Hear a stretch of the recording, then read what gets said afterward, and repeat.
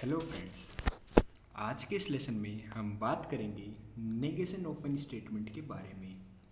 यहाँ पे हम देखेंगे कि नेगेशन होता क्या है। नेगेशन का मतलब जैसा कि आप जानते हैं कि सीधा सीधा नेगेशन का मतलब होता है नकारना।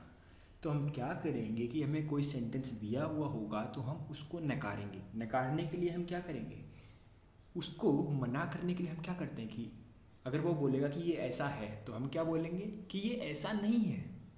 तो हम कर क्या रहे हैं, नहीं का यूज़ कर रहे हैं। तो हम देखेंगे कि नेगेशन किसी स्टेटमेंट का हम कैसे लिखते हैं।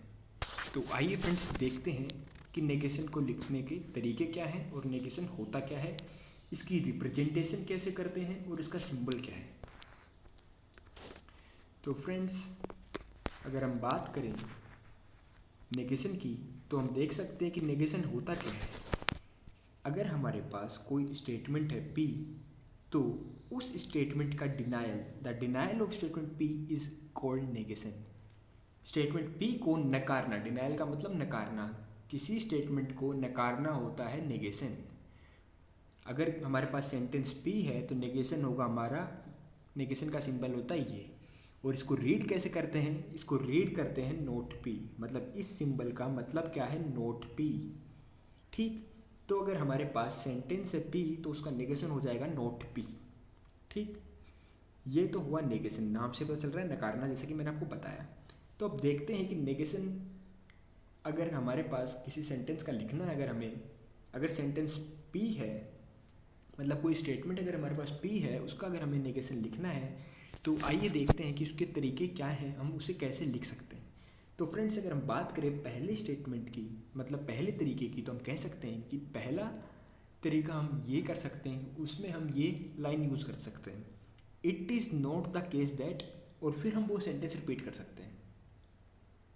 जैसे कि मान लो P सेंटेंस हमारे पास है टुडे इज़ मंडे। ठीक, तो नोट P क्या हो जाएगा, हम यूज़ कर सकते हैं it is not the case that today is Monday. मतलब हमने नकार दिया, इन्होंने बोला था टुडे इज़ मंडे तो हमने क्या किया, it is not the case that, मतलब ये केस नहीं है, आज ऐसा नहीं है कि आज मंडे है, तो हमने नकार दिया। तो नकारने के लिए पहले तरीका तो हम ये लैंग्वेज यूज़ कर सकते हैं, मतलब ये स्टेटमेंट। इसकी जगह दूसरी चीज़ हम ये भी यूज़ कर सकते हैं कि इट इज़ फॉल्स दैट, मतलब वही सेंटेंस को हम कैसे लिख सकते हैं, इट इज़ फॉल्स दैट।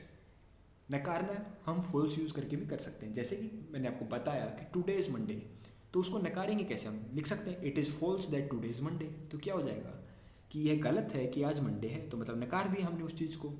या फिर हम क्या कर सकते हैं, inserting the word note in P, मतलब जैसे कि मैं बार बार आपको बोल रहा हूँ एग्जाम्पल टुडे इज़ मंडे का, तो इसमें हम क्या कर सकते हैं, अगर नोट वर्ड को अगर हम इंसर्ट करेंगे इसमें तो वो हमारा क्या बन जाएगा, ये हमारा बन जाएगा कि टुडे इज़ नॉट मंडे।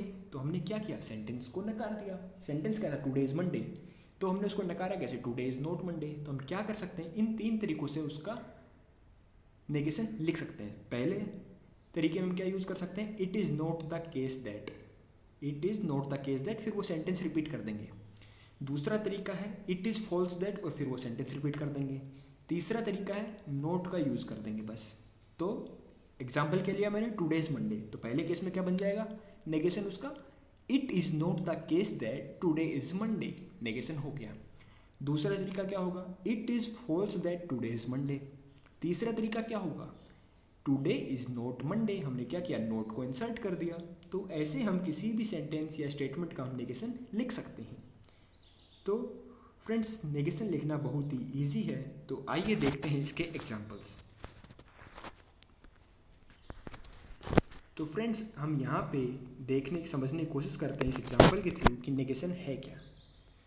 तो हम देख सकते हैं कि अगर हमारे पास जो स्टेटमेंट P है वो है the number 2 is greater than 7। ठीक, ये हमारे पास एक स्टेटमेंट है, नंबर 2 इज़ ग्रेटर देन 7। ये स्टेटमेंट तो है, क्यों, क्योंकि ये गलत है, 2 7 से बड़ा थोड़ी ना होता, छोटा होता है, फॉल्स है। तो फॉल्स हो या ट्रू हो होगा तो स्टेटमेंट, क्योंकि दोनों साथ तो है नहीं, ये फॉल्स है तो साथ साथ स्टेटमेंट है। तो अब इस स्टेटमेंट का अगर हमें नेगेशन लिखना है तो हम कैसे लिख सकते हैं, अगर पहला लाइन हम यूज़ करेंगे पहले तरीका, तो हम उसमें क्या लिखेंगे, it is not the case that number 2 is greater than 7। मतलब same to same dialogue use किया, पहले तो क्या किया, it is not the case that, ये लाइन एज इट इज़ लिख दी। उसके बाद जो सेंटेंस था, स्टेटमेंट था, वो लिख दिया हमने, the number 2 is greater than 7। अगर दूसरा मेथड यूज़ करते तो हम क्या लिखते, it is false that the number 2 is greater than 7। तो इसमें इट इज़ फॉल्स, ये दूसरे मेथड वाली लाइन, और फिर ये पूरा स्टेटमेंट कॉपी कर दिया। तीसरा तरीका क्या होता है, जिसमें नॉट यूज़ करना था, तो हम क्या करते, the number 2 is not greater than 7।